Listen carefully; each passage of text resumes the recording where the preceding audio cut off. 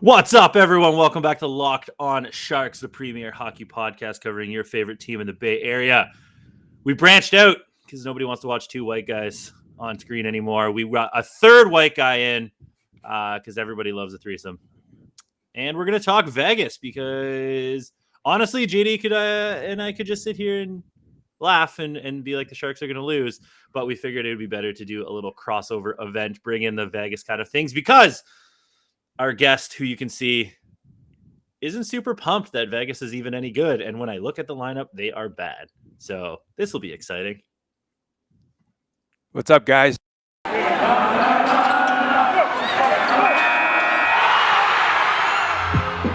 You're Locked On Sharks, your daily podcast on the San Jose Sharks. Part of the Locked On Podcast Network, your team every day.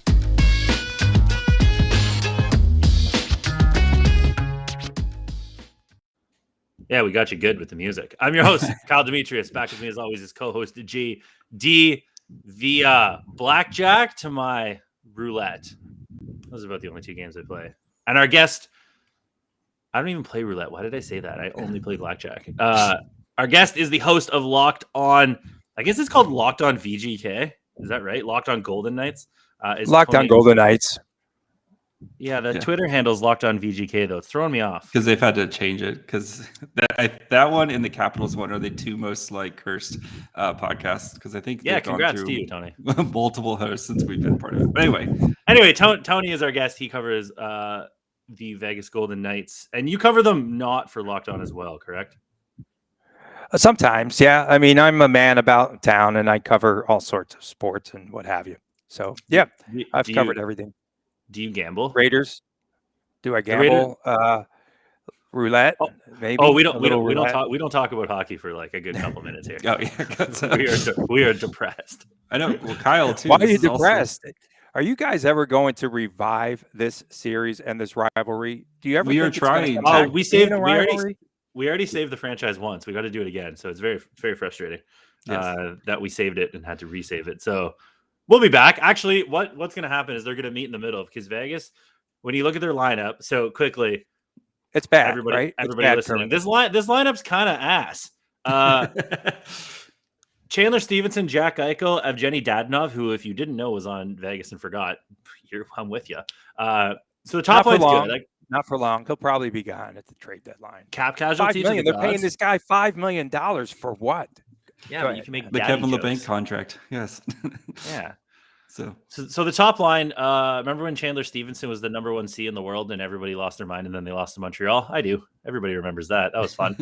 So he plays wing now. Top line's pretty good. Jack Eichel's amazing, but then their second line is the line from antiquity that they started the whole franchise with: Marchessault, Carlson, Riley, Smith. Still fine. And then we get into the fun stuff. William fine. Carrier. Wait. Hang on. It's fine. Yeah. Have Carlson's you seen the Sharks lines?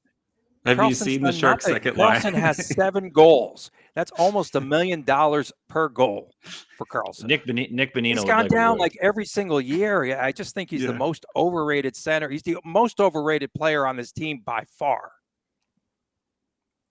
We don't disagree. Hey, you want to keep going. Go nuts. Yes. It's just that line is definitely better than most of the lines on San Jose, so it's fine by our standards. The third line is Will Carrier, Nicholas. I think it's Nicholas Roy, not Waugh. Mike. It's Waugh. Yeah. He's French. Oh, sick. Yeah, it's Waugh. Okay, so Will Carrier, Nicholas Waugh, and then I like how you have the Carrier. It's not Carrier though. It is Waugh. Carrier. Will Carrier is not French. Carrier. Yeah, not Will Carrier. Okay. Guys, got it. Yeah. Will Carrier. And who else is on that line now? Amadio? Mike Amadio, who's not a real person. Yeah, that's not a real person. It's not a real person. Speaking of not real people, fourth line, Jonas Rondberg. I don't even know who that is, and I watch a lot of hockey. Well, he just came up from the AHL because they moved Carrier up. Okay, and then Brett Howden and Keegan Colasar. Keegan Colasar is having a little moment here. Not super pumped that they have to play against him. He's kind of been all right. And then the defense. This is way shittier than everybody remembers. Ben Hutton, one pair. To be fair, though, Alex Pietrangelo is awesome. And then their second pair is Braden McNabb and Shea Theodore. And then they have Nicholas Hague, Mr. War Crimes himself, and then Zach Whitecloud. And then in net, Robin Lehner's back, and then Laurent Brossoit backs him up, which means that Mark Stone dead, Alec Martinez dead, Nolan Patrick, poor guy, can't get his career off the ground, is still out. So yeah, McKinnon hit him in the head. That's what happened, and probably McKinnon another concussion. Yeah, and then so currently you have Max Pacioretty. Pacioretty got hurt in the Arizona game, and as did Matthias Janmark. So those two are both out as well. And then, we've had a drama, right, with Robin Lehner. We don't know. Like, there's been 2 national reports. I know that Saravelli was the first one, Frank Saravelli, first one to come out with the story about a torn labrum, and then vehemently denying it was VGK, with McCrimmon. And then now he's back and forth. He's on and off. They put him on the IR, for the Arizona game, and then he shows up again, and he's supposed to start a net against San Jose. So that's where we're at with him, and we'll see if it really is a torn labrum, if he's coming back too soon. I just want to get your guys, your opinion on this, because I don't think that VGK could be a cup contender with Robin Lehner and Laurent Brossoit. Oh, buddy, San Jose went to the Cup Finals with Martin Jones. What are you talking about? Yeah, they almost went back again with Martin Jones. Did he ever finish a game against VGK, Martin Jones? I mean, he was pulled like so many times against the Golden Knights. But seriously, I believe he finished game 7 on the winning side. Yeah, I know. And game 6 and game 5. Right, of course. But he was in between. He was pulled like several times. But he was. Yes. Do you really think that this team could be a cup contender? I think they have to go for a more experienced goaltender at the trade deadline. I really do. What about one Reimer, James? They're not going to trade in their own division. One, oh my gosh, was he out of position or what on Eichel's first goal? Was Reimer out of position? That might have been one of the worst. No, the defense. Mario. We don't blame James Reimer on this podcast. Oh, you don't? Okay, sorry, guys. He's done way too much. It's hard. We love James Reimer. He just we love James. But in spurts he plays well. Yeah, and I saw you guys rooting for him and cheering him on. He's got like a 9. He's got like a 909 or something this season. It's like a 913, I think so. Yeah. But on that one particular goal where Stevenson went behind the net and got it to Eichel, he was just flopping everywhere. It's tough when both your defensemen just yeet themselves out of the play and are up in the blue line and nobody's helping out. So it's Ferraro was the other one. It's tough to. He's actually up to 916. Yeah, because he saved 1,000 shots this weekend. It's tough to blame him when the defense in front of him is just absolute. Blech. But are they cup contenders? I think on paper, if they get Stone back for the playoffs and Pacioretty, like their top line is Pacioretty, Eichel, Stone, like that's insane. That's arguably the best line in the league, which means that you can then have Chandler Stevenson on your second line and break up Marchessault, Carlson, Smith. Put Carlson on the third line. Put him on the third line. I think he'll have to be the third line center because you can't take your leading scorer out of the lineup and put him out of the top 6. There's no way. Yeah, and William Karlsson on your third line would probably be effective. It's probably better than Nicholas Waugh, and you can move them around. It gives them more balance, and I think the defense is solid enough. I don't really like the left side all that much, but if Pietrangelo, Pete DeBoer, we know how much he loves to play a defenseman 400 minutes a game, so I'm surprised Pietrangelo hasn't exploded into a dust cloud yet. But and I don't know. He plays the most minutes on the team for sure. Yeah. And I call him. We've seen the Brent Burns. You guys call him Peter Angelo, right? Yeah. Okay. How are we supposed to say it? Petrangelo. Okay. We just call him Petrangelo. I don't know. We Vegasized it. Yeah. There's a lot of I's and E's and stuff in there. There's no E between the T and the R. Who could say? What are words? But that VGK defense has not played particularly well. At times they always allow players to get behind them. More frequently than not. They overplay. They pinch too much, I feel sometimes. And I don't think that they've done a remarkable job. The glue guy, of course, is Alec Martinez, who's still out after being slashed by the skate in his face. And he had a bandage on there today. And he's had all sorts of complications, I think, from that injury. They said 50 stitches at the time. I've heard more. There was an over/under. I think William Hill had something up on the board or something. But seriously, I mean, he was like he's had all sorts of issues, but he's the guy that blocked the most shots on the team. I think he was an emotional leader, and then he can also score. So they're definitely missing him. Yeah, he's probably gonna be out for a while, which makes it better for San Jose because the over/under on this game could be good without a good defense. And the key here is that if you wanted to gamble your money, you can do that at betonline.net because football may be over. RIP the Bengals. But basketball's still here. March Madness. JD, your vasectomy. You probably gambled or you're lying on the couch. It's the perfect season. And BetOnline will have you covered because they have all the latest odds, totals, player performance props, where the next fired coach is going to be or who's going to be the next fired coach. Bob, as you see getting hot. BetOnline.net is the number one spot for all your sport betting needs, and BetOnline remains the best spot for all your sports scores, podcasts besides this one, and news this season. And it's not just the basketball and the college.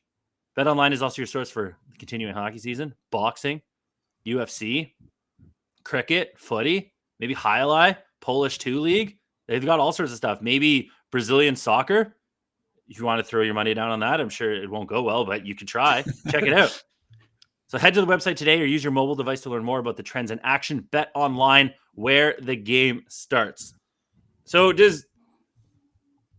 Vegas has been in a little bit of a downward spiral, yes? I'm concerned. I'm concerned about this team. Early in the season, Pete DeBoer was able to bring up a lot of the AHL guys, run the same system. Sound like Pete DeBoer. No, they ran the same system, but they were still successful. And then they had all these injuries, and he's had so many different line combinations. No one could really get settled. That sounds like Pete DeBoer. That does. So how do you guys feel about Pete DeBoer going for his 500th career win against the Sharks? Oh, that rules. That's the thing? Oh, that's the thing. That's that awesome. is a thing. Oh, that is money the storyline. This is going to be the storyline, guys. Money in the bank. Yes, put it on 100%. Oh, my God. 1,000. There's no possible way Steve Spott could screw up the power play so bad that they lose this game now. They're pretty bad, though. They're pretty bad. That's the funny thing because the Sharks special teams have been their highlight recently, especially since the All-Star break where, they think they've scored 5 power play goals in the 7 games and their penalty kills been, perfect recently.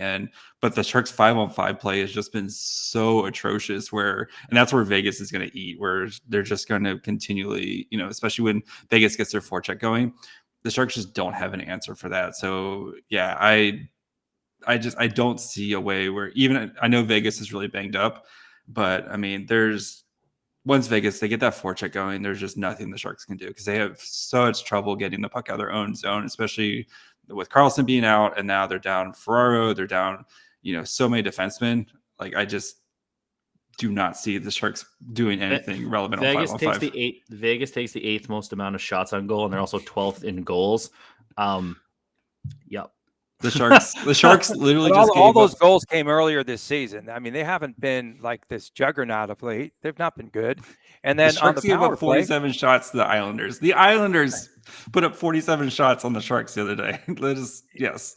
Yeah. PGK gets shots. Are they all quality shots? That depends.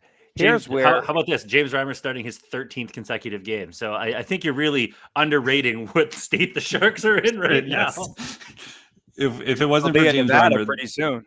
Yeah, if it wasn't for James Reimer, this team would be like Yotes or Habs bad. This team, they just especially since when Carlson went out, you just saw this team go off a cliff. Like Carlson was covering a lot of warts on this team, and James Reimer's covered the rest of the warts on this team because, yeah, they just do not have any depth. And Bob Bugner just, instead of, he wants to hold people accountable, but instead of holding like veterans accountable, it's just the rookies. They're the only ones who can do wrong on this team, apparently. So remember, there was a little fight right at the end of the last meeting, just a little skirmish.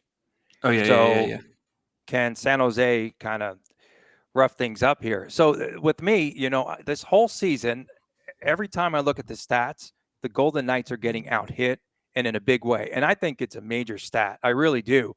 Over the weekend in the Arizona loss, the Colorado loss, 70-30 in hits. And I just think that's going to start to add up as they start to play, more games. They don't have a true enforcer. And I just think I'm surprised a lot of teams really haven't gone after them and started to headhunt against VGK, especially divisional rivalries. I mean, they probably have the puck then if they're just getting hit all the time. They have the puck. I mean, I think JD and I both aren't super big on having enforcers in the lineup. Like Ryan Reeves is bad at hockey, just full stop. So like, would you like one Jeffrey Viel? San Jose's got a lot. They have Jesse Viel, Jonah Gadjevich. There's a bunch of options. I think Adam Rask has been sniffing around coming back if he wasn't hurt. So I don't know if it'll be rough. San Jose will definitely have VL in the lineup to be annoying.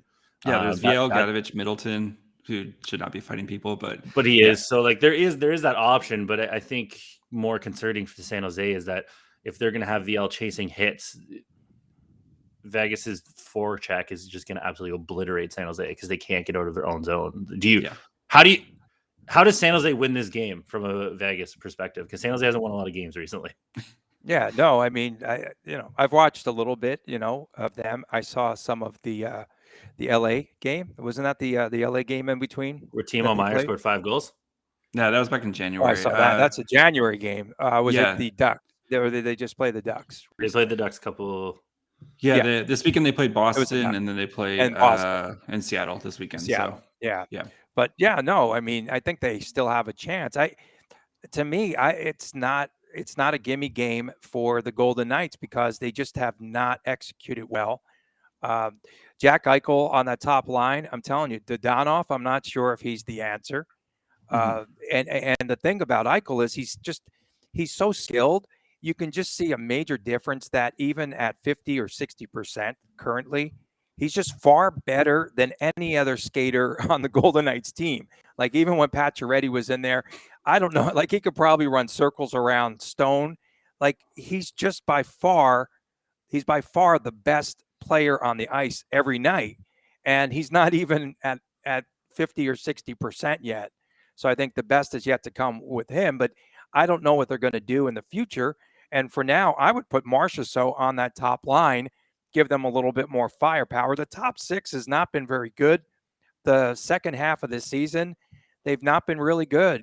They haven't scored a lot, and the misfit line has not produced night in and night out. Perhaps Riley Smith, could be traded at the deadline because he's a free agent at the end of the season. I have just different thoughts. I have got some doubts about this team. And I was telling you guys before we came on the air, I really do believe that they're a bubble team right now. I'm not convinced that they can't beat the top teams in the league too. Like they're beating the bottom dwellers, but they can't beat the elite teams. Best win, they stole a game in Tampa. They beat the Rangers here. That was it. Like, outside of that. Is this the worst version of the Knights the NHL has seen? I guess they've only been in the league for like 5 years. Yeah, no, but it is, because a lot of it's due to injuries. I saw that somebody has a petition to fire Pete DeBoer. That was out today. These are people. Come on. So like already it's panic time for this. The fans here. The fans they've had a rough life of it's been really tough for this fan base. The Western Conference. How dare Finals they face adversity? I know. But before and they're using it as an excuse too with all the injuries. Mm-hmm. And I still know that with the system that Pete DeBoer that he implements, I still feel that they could bring up other AHL players. They did it early in the season. They can do it again and just fill in some gaps. But he hasn't been doing much. And the salary cap.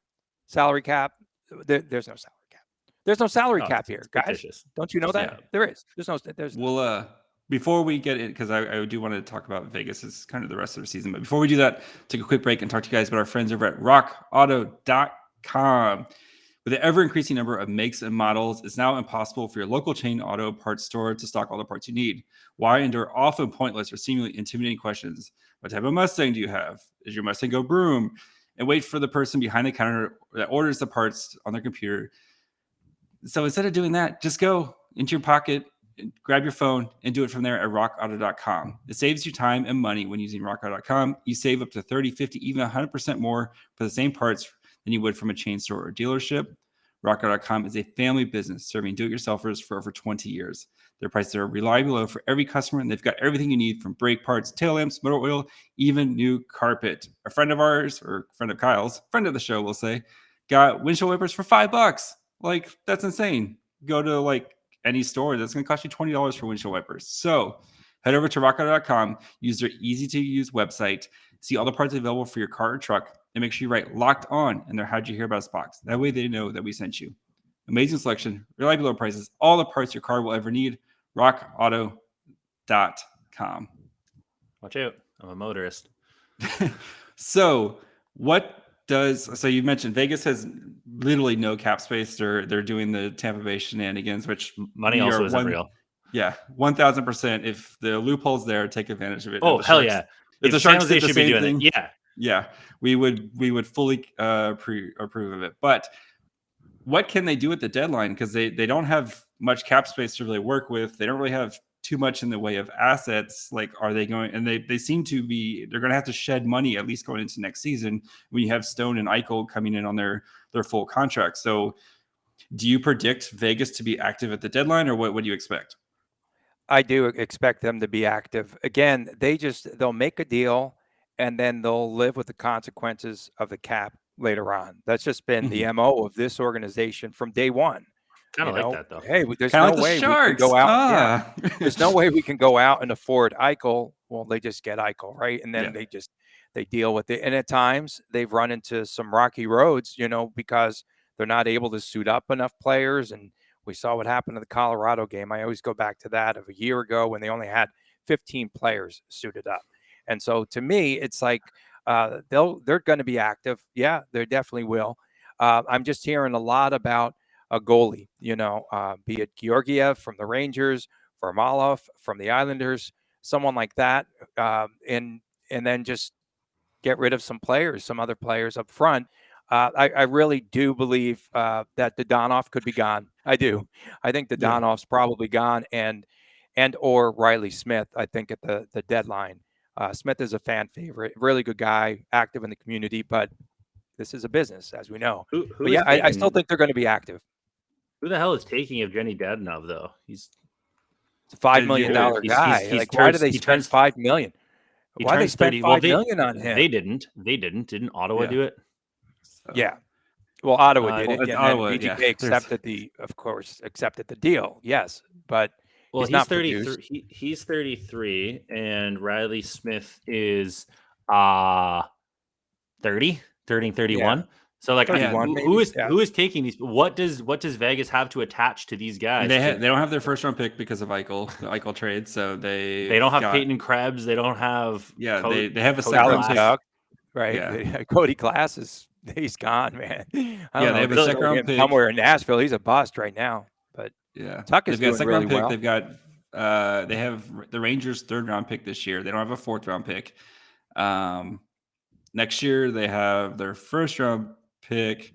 They don't have their second round pick next year. They don't have assets to trade anything. So that's where Doug Wilson's going to be on the phone to be that middleman, eat some of that money, and take on some stuff. So Sharks legend. I'm curious what happens. I'm curious too what happens to like Logan Thompson, because he was the AHL goalie of the year last year. He looked good against the Sharks. Ready for the next step. Yeah, that's his win. But I wasn't trying to needle you there. I'm just saying I don't know what happens to someone like him, because there's no place really for him to go right now. And I just think they might do a 1-for-1 goalie deal and throw in, some other assets or what have you. They have to go for I just don't believe that they could win the cup with those two goaltenders. Because Leonard is just not durable enough. He's just not. And I said this from the start of the season. I just don't feel that he's your day-to-day goaltender. And then Laurent Brossoit, he's a good backup, but is he the caliber of backup that you need when you're playing for a cup? I don't think so. And they just signed Brossoit this offseason too, didn't they? So it's it's a 2-year deal. Yeah. Yeah, I mean, he's serviceable, but Mhm. again, like you just need someone who has that experience. I think when it comes down to crunch time, going for the cup. I mean, Chicago didn't have any experience and then won 3 cups. So like I don't know. The Yeah. Kings didn't have any experience. You don't have experience until you do. So like Is I don't know. I know what I wanted to ask you guys. So is Hurdle going to Florida? Is that the word? Florida? That would What do be you think? new. Yeah, Where did Florida come from? Who said Florida? I thought I heard Florida. I mean, you could just attach his name to any of the top teams, and he only makes like $5.6 million, and San Jose will probably eat some of it if they will going, gladly eat because the Well, where Sharks are have you a ton guys of cap hearing? space. Where are you hearing? If a deal hot goes fire down? was New York. It's New Yeah. York is I think the Rangers are the hot. Yeah, the Rangers actually just had someone this weekend at scouting the game. So they were they were the only ones at a Sharks they were game. there, and then Sunday there was more scouts at the game. So But yeah, it was Boston, Florida San there? Jose. No, Yeah. it Come was on, bail me Boston, out. San Jose, and the Bail me only out, person man. there was a Rangers person. yeah, Okay. Florida didn't show up to the next game either. I don't think. I don't think so. No, I know Edmonton was there. Maybe I'm just making that up. I don't know. So Hey, it would make sense. It it's would a make rumor. sense for Florida to try to acquire him because if you can get him for $3 million or whatever it is, that's an elite. That's a 1C that you're adding to your third line, your second line. Like that just gives your team so much more firepower. Like if Colorado gets Hurdle, it ensures the dumb Kadri suspension doesn't hurt you in the playoffs. Yeah. And then you can move him around the lineup because Hurdle has played wing, but you can also supplant a lesser center and slide that center over to the wing and really beef it up. So Hurdle should be the prize. I don't understand why on the trade list, like Ben Sherratt is above him and stuff. It doesn't make any sense. Ben Sherratt is not that good. So maybe it's because there's still the hope that Hurdle will re-sign and nobody really knows yet. But once it's known that Hurdle's going, like he should be number 1 on everybody's board. Like I like Claude Giroux, but Hurdle's 27. 28, and he plays center, and we've seen. I mean, last time Claude Giroux did anything major in the playoffs was what? Dry Island. Yeah, sometimes. Yeah, so we've seen Hurdle perform. Have big moments in the playoffs, and he can still famously in Game 6 against Vegas. He guaranteed that they were going to win, and then win Game 7, and then went in. And he went out there and he did the damn thing. So yeah. So who do you? Go ahead, JD. I was gonna say, the thing with Florida though is that they're also tapped out on cap space too, and they don't have a first or second round pick this year either. So you'd get one of those sweet prospect, like have to get one of those sweet prospects from them. So, but yeah, I don't know who. Yeah, Florida's. Again with the not having a first and second round pick, unless you get their first round pick from next year, and then you hope that they just crater for which they won't. They won't. So yeah, not with that team. But Hurdle's going to cost a lot. Yeah. He should. He should cost a lot. Yes. So that's the thing. So tomorrow's game predictions, Tony. What do you think is going to happen? Man, I still have a lot of doubts with this VGK team. They should come out of this funk. They are at home, but home ice this year. I mean, since the start of the year, I think they're under 500. Since the turn of the calendar.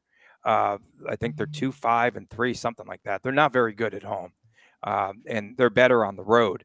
To me, I just think it's going to be whether VGK's defense shows up. I mean, they did play well. No moral victory here, guys. They did play well for a span there in the Colorado game. And if they lose, Marchessault will be the number 1 star, in the game. We can count on that. But I think, I think it's a 1-goal game either way. And I think the Golden Knights are going to try to tighten up the ice a little bit more like they did. They played the 1-3-1 the other night against Colorado and try to take away the neutral zone and then attack. I think they're going to try to do more with Jack Eichel. Every game we've seen sort of a progression. Even if he doesn't score, he's doing more with the puck. And you know what? The guy's been taking hits too. So it's been pretty remarkable, and just watching him and coming back. But it's going to be the top 6. The top 6 scores, they win. If they don't score, then the Sharks are going to beat them. And then we're going to have a lot of people. I I just have a bad feeling about this game. Look at Ugh. Arizona. Arizona came in. Hey, is San Jose still playing hard at least? Because No. Arizona played so hard, and that's how they beat the Golden Knights. I mean, they just played hard. San Jose took 16 shots in a whole game against the Bruins, and then followed that up with 4 shots in the first period against Seattle. And then luckily they were playing Seattle and came back to life. So do they play hard? They definitely won't be playing hard in the first period. No. After that, it's a little bit of a mixed bag recently. Tony, what do you think the score is going to be tomorrow? 4-3. For who? Golden Knights probably, you know. Who scores the game winner? Eichel. Ooh, that's fun. That's neat, JD. 5-1 Vegas. Not even close. It's going to go for San Jose. Give me a Dahlin goal. And then he just stares at Bob as he walks as he goes by. Is he even going to be in the lineup? Yeah. I think it's 4-1 Vegas, and the goal is scored by Erik Karlsson, triumphantly returning. And then does VGK? Do they carry? Oh, it's not coming back to the weekend. Oh, yeah. Do they carry Pete DeBoer off the ice for the Golden Knights? Like, how does this work? I hope so. What's the celebration going to be like for 500? It'll be a stoic handshake, and then yes. I don't know. My goal score. I've immediately changed my goal score to Alexander Barabanov. CSK. We need to interact with that CSK Moscow account that tweets that weird robot thing. We need to get them on our side. Tony, where can people find you? At Tony Cordasco on Twitter, at Locked On VGK. Dasco is DASCO. Yep. There you go. And go check that out. You can find us as always, Locked On Sharks, Twitter, Facebook, Instagram. We have a new bio. Go check that out. It's fun. If you get your source of news from us from Facebook or Instagram, JD puts up all of our work there. So interact with us. You know that we'll respond. Even if we don't like you secretly behind closed doors, we'll still talk to you. Now we're going to see how many. We'll just make fun of you on text message. But please follow us. Let us know if you want to know about anything. We're going to have prospects coverage coming back up soon here. So stay tuned to that. If you sent us an email, we'll read it when we don't have a guest. If you haven't sent us an email, thank you for your service. LockedOnSharks@gmail.com. YouTube, you can watch us. That's your thing if you're into that kind of thing. 3 away from 600. 3. Who is the guy you posted today? I don't know.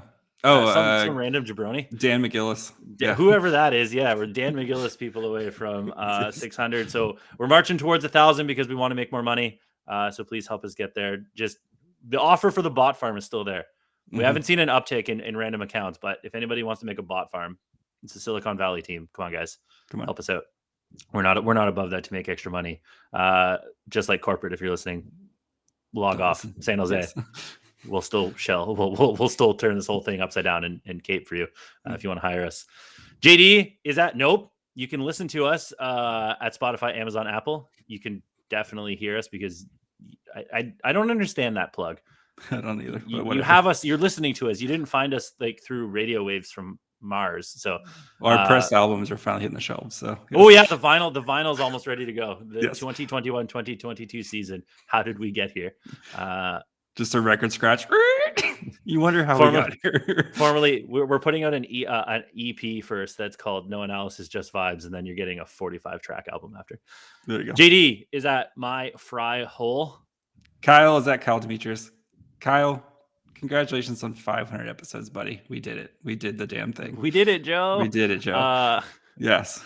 You beat DeBoer to 500. We tied him. Yeah, so you tied him. Well, no, you beat him there, though. You beat him the day before, at the very least. That's great. Yeah. Congrats. So in your face, Pete DeBoer. Go. Thank you guys for making us your first listen. Go check out Locked On Fantasy Hockey or Locked On NHL Now if you want to get caught up on what happened the day before on the NHL, or if you want to get ready for the fantasy hockey playoffs.